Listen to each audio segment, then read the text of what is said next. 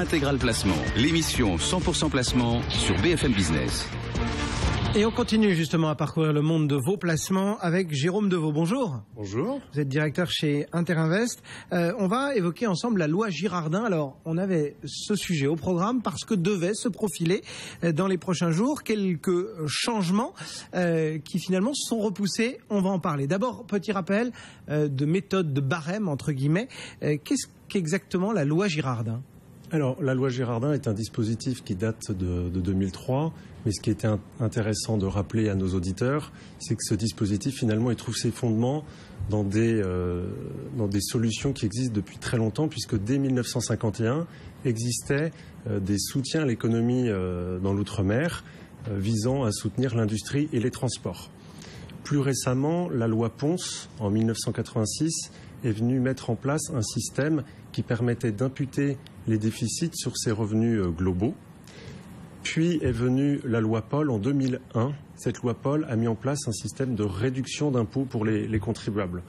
Et donc les fameuses lois Girardin, qui datent de 2003, a mis en place une logique qui est beaucoup plus solidaire, puisque la réduction d'impôts dont va bénéficier l'investisseur se doit d'être rétrocédée aux sociétés dans les DOM-TOM selon un minimum qui est fixé donc par la loi et qui va permettre aux sociétés locales d'investir dans du matériel ou dans des programmes immobiliers en logement social, tout en bénéficiant d'une décote sur le prix qui est donc fixée dès le départ par la loi. Bon, donc le but, investir dans les DOM et bénéficier d'une réduction d'impôts. Qu'est-ce qui devait changer ces prochains jours dans cette loi Girardin ? Alors, ce qui devait changer, c'est le fait que les sociétés dans les DOM-TOM qui réalisent un chiffre d'affaires de plus de 20 millions d'euros devaient sortir du périmètre du champ d'action de la loi Girardin et bénéficier d'un crédit d'impôt de 35%. Quel était le but recherché ? Le but recherché, je pense, par Bercy, est tout simplement d'essayer de trouver des solutions alternatives au dispositif Girardin. Et donc, elle souhaite en tout cas tester ce principe auprès de sociétés qui ont une certaine taille et qui peuvent donc gérer ce type de dossier. Et est-ce qu'aujourd'hui, on sait très exactement pourquoi c'est repoussé ?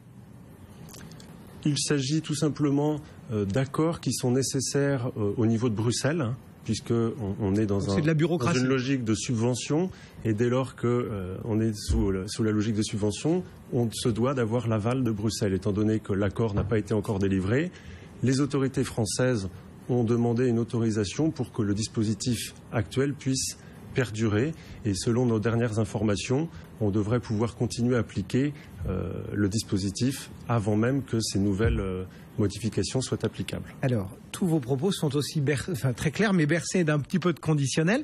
Aujourd'hui, lorsque l'on est éventuellement intéressé par ce système Girardin, qu'est-ce qu'on fait dans l'intervalle, puisque vous nous dites c'est repoussé pour des questions administratives, donc ça reviendra. Qu'est-ce qu'on fait ? On devrait pouvoir continuer. On fait quoi ? On retient pour le moment son investissement ? Aujourd'hui, on attend la validation de prorogation du dispositif actuel qui, selon nos informations, est en cours de signature. Et donc, l'intérêt pour l'investisseur, c'est de se positionner assez rapidement sur les investissements outre-mer avant l'application des futures modifications, puisqu'au-delà du crédit d'impôt dont je vous parlais, il est prévu également que la partie de l'avantage fiscal qui doit revenir aux sociétés locales soit plus important. Et donc, dès lors qu'on est dans un système de vase communicant, si la réduction d'impôt rétrocédée aux sociétés locales est plus importante, par définition, la partie dont va bénéficier l'investisseur est moindre, et donc la rentabilité va être amenée à baisser. Donc il y a un effet d'opportunité pour l'investisseur de se positionner sur les solutions actuelles avant l'application des futures modifications. Grosso modo, on a une idée du délai, là, faut se presser pour trouver un Girardin ? A priori, les nouvelles modifications devraient être applicables aux alentours d'automne. Ce Girardin, tout le monde nous le vend à travers son avantage fiscal. Mais tous les spécialistes en gestion de patrimoine nous disent qu'il ne faut jamais choisir un produit pour l'avantage fiscal, mais d'abord pour sa rentabilité. Et vous nous dites l'avantage, il est essentiellement fiscal. Est-ce qu'on ne marche pas un peu à l'envers ? Est-ce qu'on ne marche pas sur la tête avec ce Girardin ? On ne marche pas sur la tête, mais c'est le principe même de cet avantage fiscal, puisque l'idée, c'est de contribue à financer tout un pan de l'économie que l'État ne parvient pas à soutenir via les subventions. Et donc on fait appel au secteur privé, que ce soit les personnes morales, les sociétés ou les personnes physiques. Et en contrepartie de l'investissement que ces personnes vont réaliser pour soutenir l'économie, elles vont bénéficier d'un avantage qui n'est que fiscal. Et c'est un avantage puisque... Donc il faut bien choisir son produit, quoi. Vous n'avez pas d'aléas liés au loyer qui potentiellement peuvent ne pas être perçus. Vous n'avez pas d'aléas liés à la sortie de l'opération avec une éventuelle moins-value. Vous savez qu'en investissant en 2014, vous allez bénéficier dès l'année prochaine, et uniquement l'année prochaine, puisqu'on parle du principe du one-shot, d'une réduction d'impôt qui va être égale à entre 112 et 120% de votre investissement réalisé cette année. Christian Fontaine, le revenu, vous voulez réagir sur cette loi Girardin, cet outil? Il y a un mot tout à l'heure très intéressant. Effectivement, tout dépend du produit. Voilà un investissement de défiscalisation qui peut être très intéressant. Vous savez, c'est comme l'investissement en Malraux, donc en immobilier de caractère. C'est comme l'investissement en monument historique. Voilà là un investissement de défiscalisation historique dans je dirais, le droit français, donc qui remonte il y a plusieurs décennies. Attention au choix du produit, attention bien sûr aux contreparties imposées par Bercy, aussi bien à l'investisseur qu'à la société qui va investir votre argent dans les dom-tom. Et puis bien sûr le choix de l'intermédiaire et le choix du produit est clé.